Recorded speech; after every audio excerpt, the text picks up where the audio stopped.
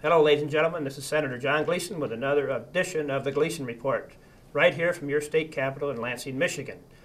This is an issue that I've been intimately involved with my last 4 or 5 years down here in the capital. And I want to share some information with you today that I think you're going to find important and somewhat exasperating yourself. Today we're joined by Nancy Luckhurst. She's got a story to tell. I hope we can delve on this a little bit further, Nancy, but I'm quite concerned about what's happening here in Michigan. Most of our viewers will not understand that we're the only state out of 50 that doesn't allow our citizens to seek legal recourse through our courts. But I want the listeners to hear your story and let them understand why it's important that the drug immunity here in Michigan must end, the so-called the dime package. Drug immunity must end here in Michigan. So if you'd be kind enough to share with our viewers today what has happened to your family in recent months. Well, I'll try to make this very short, but my mother had a condition called diverticulitis back in September. About the 4th or 5th, they gave her a dosage of Levaquin that was to go, I believe it was for 5 days. And I knew Levaquin was a powerful drug, but I had no idea what the side effects could be. We weren't told. Within a week, she could barely get up and down out of a chair. I live in a tri-level home, so within 2 weeks I had to put her bed in my living room up on the top level so she had a pleasant place to be. Definitely not symptoms of diverticulitis. No. Definitely not. No. She became very weak. She could not get up and down stairs at all. We had to get home health in to help with bathing her, and eventually she started having kidney problems, and we buried her on October 10th. Her kidneys just failed and shut down. She died. No, she didn't die from diverticulitis. She died from liver. So there was complications, in your mind at least. Well, I didn't put 2 and 2 together at that point. You know, she was 94, but her family lived to be 100. You figure she's owed 6 more years at least. Hey, we'd been fishing the week before, you know. So you had trouble. So then, because your mind was concerned about what happened to your mother. Well, I was concerned that she died, but I hadn't put 2 and 2 together until I had torn the meniscus in my left knee, and it was going to have to be repaired. So my general practitioner got me to a surgeon and to an orthopedic surgeon, and we scheduled it for November 14th. And as I'm lying there, and I'd already been given a sedative, so I'm kind of half out of my mind, the nurse walks in and she said, "I'm going to give you some Levaquin to make sure you don't get an infection from the surgery." And I know, okay. So she did it, and she did it in what's called an IV push, which it's never supposed to be given that way. It's supposed to be given in a bolus over a 60 to 90 minute period. So regardless, that night I went through living hell for 3 nights. It really was bad. Pain, horrible joint pain, nightmares, frequent urination every 15, 20 minutes. And this went on 24 hours a day. Now, they come in and ask you if you're allergic to anything. But yes. How would you know? I wouldn't know that there was a problem with Levaquin. I do have allergies.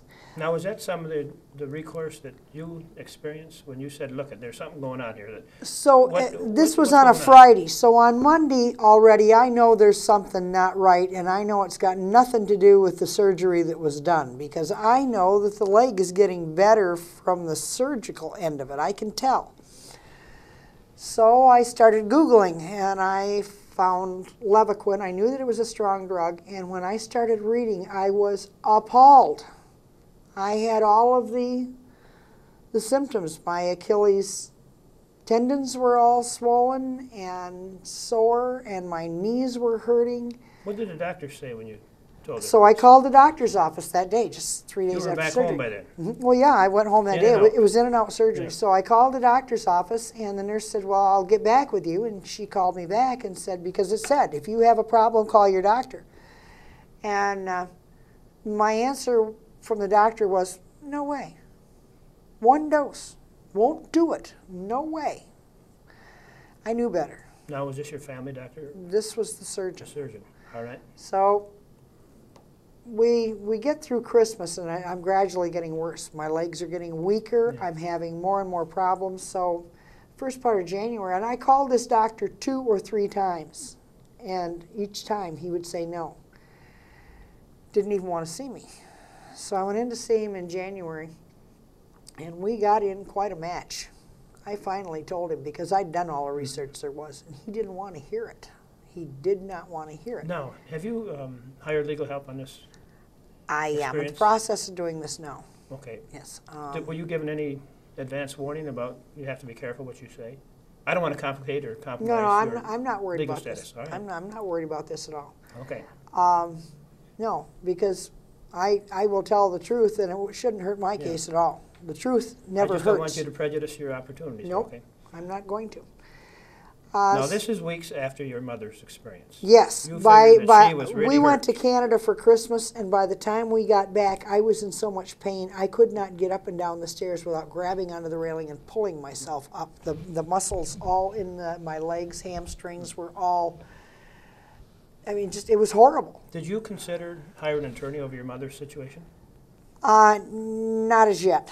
That's my next step. That will we will do it in conjunction with mine. But regardless, then I went at it, and Now, do you feel that you have some opportunity here for redress this legally?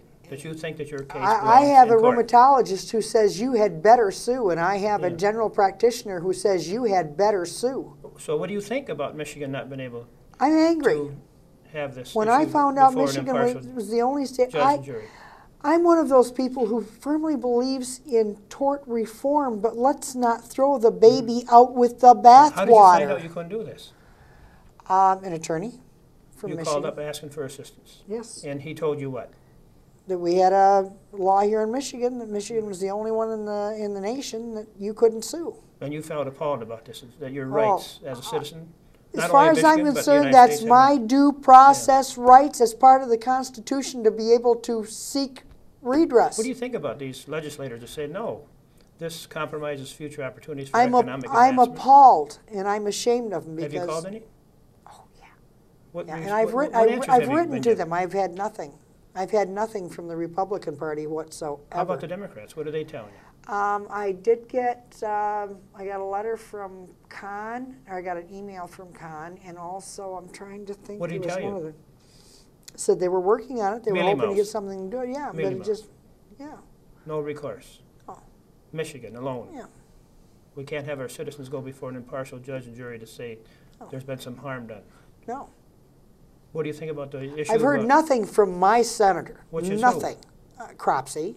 Right. But then I've been involved in different areas Well, I'm going where to I've take a had. minute here on the show, and we're going to read a statement that Okay. Senator Cropsey said as a member of the House of I've Representatives. never been impressed with Cropsey. I didn't vote for him. But you've never met me till today. No. Don't hold that against me, all right? No. So, if you could, you would say, I'm a Michigan citizen, and I want my issue to be heard in the Yes. courts. Yes.